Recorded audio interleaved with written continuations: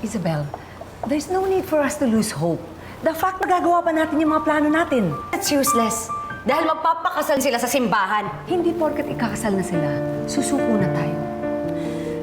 Tita Daphne, pwede ba? Ayoko marinig na ikakasal na sila. Nasasaktan ako! Oh, come on, Isabel. Get a hold of yourself. Hindi na bago sa'yo to.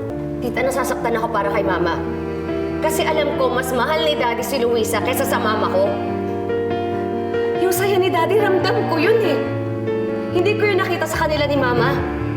Tapos ikakasal sila sa simbahan? My parents never had a church wedding. Kahit gano'n nagkapera na kami na hindi niya inalok magpakasal yung Mama ko. Isabel, walang magagawa yung pag-iyak mo. Andiyan na yan. Pero mas may magagawa tayo para hindi matuloy ang kasal. There are a lot of ways para hindi makarating sa harap ng altar sa Luisa. At yun ang sisiguraduhin nating mangyayari.